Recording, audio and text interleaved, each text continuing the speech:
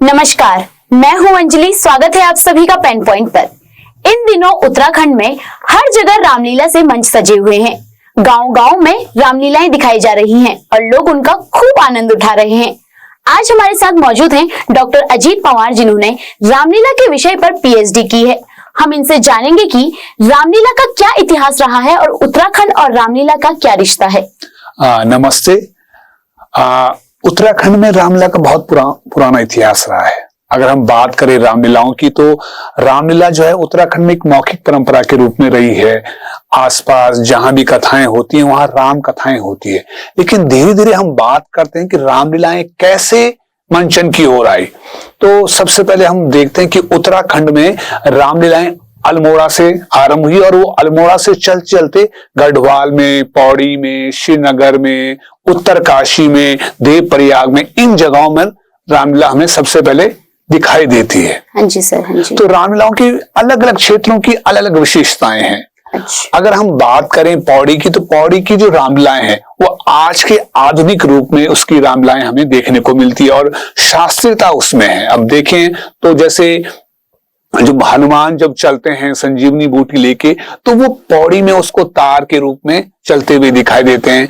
या जब मेघनाथ के पास उसकी पत्नी का हाथ आता है तो वो भी एक तरह से ट्रॉली के माध्यम से आता है। तो इस तरह से अलग अलग विशेषताएं अलग अलग रामलीलाओं की रही है। अब जैसे वहां पर है, अगर हम डिम्मर गांव की रामलीला है, जो कि बहुत जहां पर डिमरी जाति के लोग रहते हैं, तो वहां क्या है, वहां कुछ दृश्य संस्कृत में मंचित होते हैं। जैसे अगर आप कहें कि बाली और सुग्रीव और अंगद और रावण, तो इन अंगद और रावण का जो संवाद है वो संस्कृत में होता है। तो ऐसी जो परंपराएं हैं वो अलग अलग जगहों की अलग अलग परंपराएं। अब संस्कृत में करने का उद्देश्य यह है कि वहां पर एक प्राचीन संस्कृत विद्यालय है, स्कूल है, तो कहीं ना कहीं उसका प्रभाव उस विद्यालय में है। तो ऐसी कुछ परंपराएं श्रीनगर की रामलीला की है। तो श्रीनगर की जो रामलीलाएं हैं वो वंशानुगत है। वंशानुगत में मैंने किया, उसके बाद मेरे बच्चे ने किया, फिर उसके बच्चे ने किया। तो ऐसी अलग अलग परंपराएं अलग अलग रामलीलाओं की देखने को मिलती है। यस। तो सर, हमारा दूसरा सवाल आपसे ये है कि रामलीला का सबसे पुरानी रामलीला कौन सी है? देखो, अगर हम बात करें उत्तराखंड में, तो उत्तराखंड में कुमाऊं की एक पुरानी रामलीलाएं हैं वहां पर। और अगर हम गढ़वाल की बात करें तो पौड़ी की सबसे पुरानी 2 रामलीलाएं हमें देखने को मिलती है। लेकिन टिहरी में भी कुछ प्राचीन रामलीलाएं जो पहले हुआ करती थी लेकिन बाद में वो बंद हुई। तो मुख्य रूप से कहीं ना कहीं श्रीनगर, पौड़ी, देवप्रयाग, इन जगहों की पुरानी रामलीलाएं देखने को मिलती है। सर, जैसे कि आपने बोला कि सबसे पहले रामलीला कुमाऊं में की जाती थी, मतलब वहीं से शुरुआत हुई है, तो सर कुमाऊं से ही क्यों इसकी शुरुआत हुई है? तो कुमाऊं से शुरुआत इसलिए हुई है कि कुमाऊं में जो उस समय जो संगीत की परंपरा थी, जो गायन शैली की परंपरा थी, वो काफी मजबूत थी गढ़वाल की अपेक्षा। तो कहीं ना कहीं जो लोगों का जो झुकाव है उस संगीत के प्रति रहा है, काव्य के प्रति रहा है। तो कहीं ना कहीं जो वाचन की परंपरा रही है, काव्य की परंपरा रही है, वो कुमाऊं में अधिक रही है। तो इस वजह से वो काव्य की परंपरा धीरे धीरे रामलीला में परिवर्तित होती गई। तो यही कारण है कि वहां ज्यादा पहली रामलीला हमें देखने को मिलती है। ठीक सर। सर, हमारा एक और सवाल आपसे ये है कि रामलीला की उत्तराखंड में प्रमुख तौर पर कौन सी शैलियां हैं? देखिए, अलग रामलीलाएं जो होती है वो कहीं ना कहीं जो हमारी रामलीलाएं आज जो हम मंचित कर रहे हैं वो कहीं ना कहीं प्रोसिनियम थिएटर में कर रहे हैं। प्रोसिनियम थिएटर माने एक तरह से हम कहें कि वन साइड फॉर ऑडियंस, केवल हम एक दिशा से दर्शक उसे देख रहे हैं। तो ये जो रामलीलाएं प्रोसिनियम, ये कहीं ना कहीं पारसी थिएटर से आई है।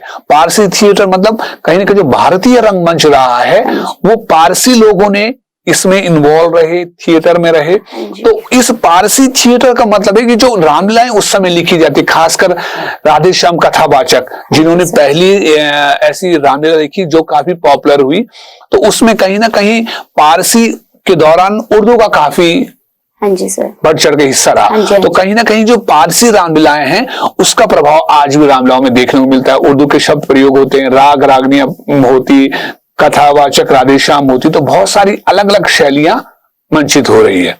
और सर, जैसे कि हम लोग देखते हैं कि कई चीजों में बदलाव आ रहा है। जैसे पहले जो चीजें होती थी शायद वो अब चीजें नहीं होती है।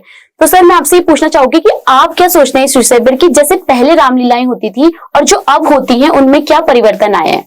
देखो, पहले जो प्राचीन रामलीलाएं जो होती थी, जो पुरानी जो रामलीलाएं होती हैं, उसमें कहीं ना कहीं हमारे जो आंचलिक प्रभाव थे, जो हमारे गांव के रीति रिवाज थे, जो मिलना जुलना, उसका ज्यादा प्रभाव देखने को मिलता था। हमारे जो गांव के जो लोकगीत थे, लोक नृत्य थे, तो कहीं ना कहीं उनका प्रभाव दिखाई देता था उसमें। लेकिन अब क्या हो रहा है कि आधुनिक रूप में व्हाट्सएप, फेसबुक, इंस्टाग्राम, जो आधुनिक तकनीकी है, वो ना कहीं रामलीला पर हावी हो गई है। तो जिसके कारण जो रामलीला ने अपना जो प्राचीन रूप है वो कहीं ना कहीं खो दिया है।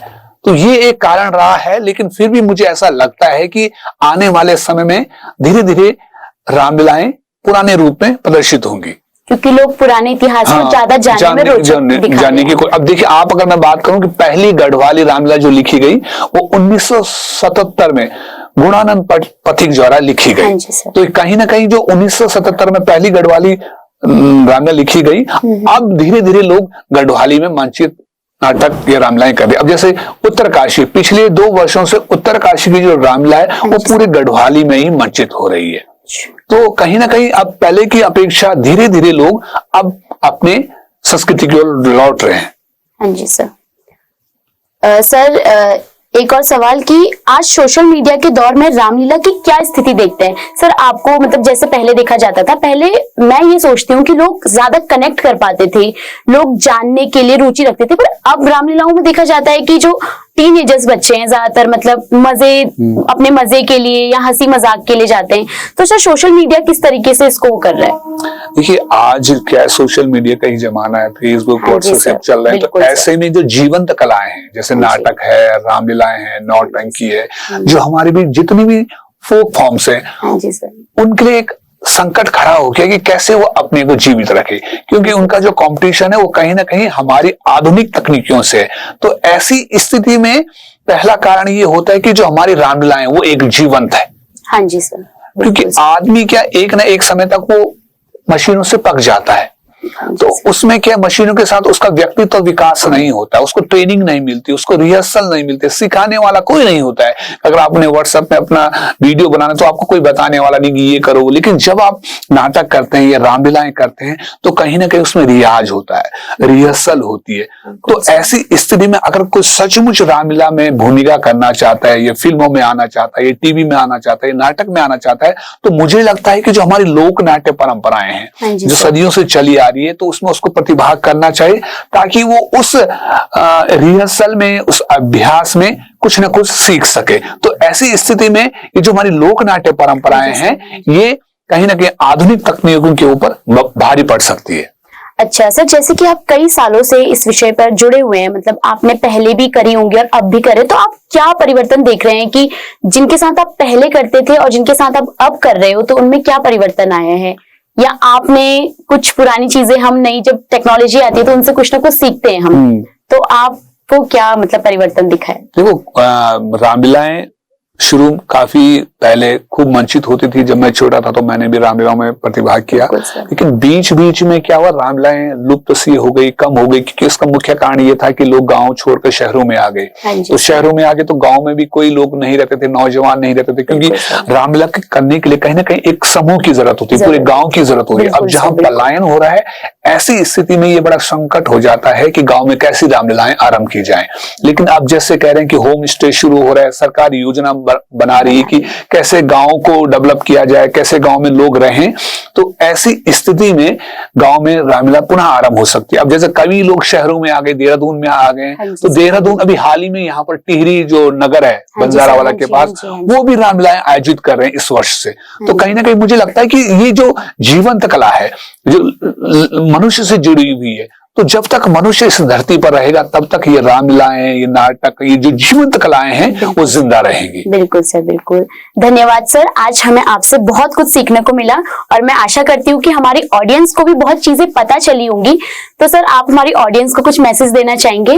हाँ, मैं यही दर्शकों से यही कहना चाहूंगा कि हम आज कितने भी अपने को मॉडर्न कहते हों या हम कितने भी आधुनिक तरीके से अपने को प्रस्तुत करते हैं, लेकिन कहीं ना कहीं हमारी जो जड़ें हैं, हमारे जो जीवन है, हमारा जो परंपरा रही, हमारे जो पूर्वज रहे हैं, वो कहीं ना कहीं हमारी लोक कला और संस्कृति से जुड़े हुए हैं। अगर सचमुच आप अपनी पहचान बनाना चाहते हैं, समाज में एक मुकाम हासिल करना चाहते हैं या अपनी कला और संस्कृति को दुनिया तक ले जाना चाहते हैं, तो निश्चित रूप से आप अपनी जड़ों से, अपनी लोक कला और नाट्य शैलियों से जुड़े रहें। धन्यवाद।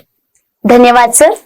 तो ये थी हमारी रामलीला पर आज की चर्चा। आपको कैसी लगी हमें कमेंट में जरूर बताएं और हमारे चैनल को लाइक, शेयर और सब्सक्राइब करना ना भूलें।